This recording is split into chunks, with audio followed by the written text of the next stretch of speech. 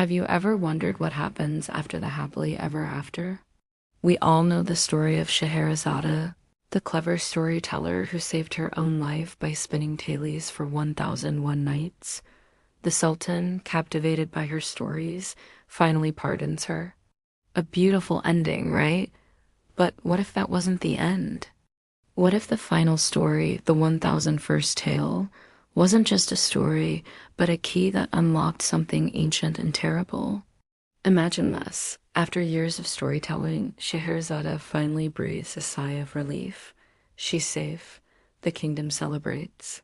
But that very night, a strange, creeping darkness begins to seep from the very stones of the palace. An ancient curse, bound to the royal line and the palace itself, awakens, and it was her final story that triggered it. The curse threatens to consume not just the Sultan, but the entire kingdom, plunging it into an eternal, nightmarish slumber. There's only one way to break it. Scheherazade, the master of stories, must now enter one of her own creations. She finds herself in a shimmering, ever-shifting dream city, a place built from the fragments of her thousand tales. It's a breathtaking world, filled with towering minarets of spun moonlight and bazaars overflowing with impossible wonders. But this city is not the paradise she described. It's a prison for the characters she brought to life, and they are waiting for her.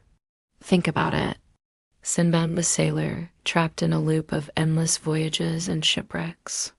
Aladdin, forever bound to a lamp, his wishes always leading to more trouble. Ali Baba, eternally hiding from 40 thieves who never truly die. These aren't just characters anymore. They are sentient beings, and they are angry.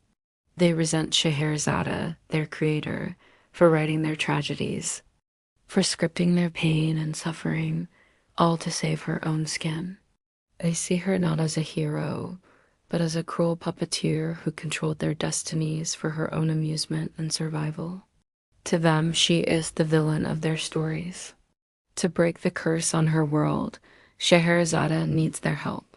But why would they help the woman who condemned them to their fates?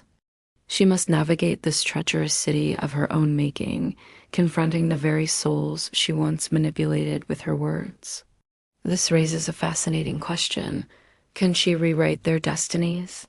Can she give Sinbad a peaceful shore, grant Aladdin true freedom, and let Ali Baba live without fear?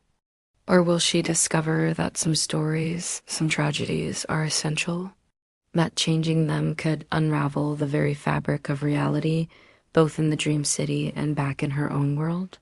Perhaps some sorrows must remain for the greater story to hold true. Scheherazade is faced with an impossible choice. Does she sacrifice her creations once more to save her kingdom, proving their resentment of her was justified all along? Or does she risk everything to give them the happy endings they were denied, even if it means her own world might be lost forever? Her greatest weapon has always been her stories, but now her stories are fighting back. The storyteller has become a character in her most dangerous tale yet, and the final chapter has yet to be written. What would you do in her place? It's a powerful thought, isn't it? The idea that our creations could one day hold us accountable. Let me know what you think in the comments below. If you enjoyed this dive into a classic story with a twist, be sure to hit that like button and subscribe for more content just like this. Thanks for watching.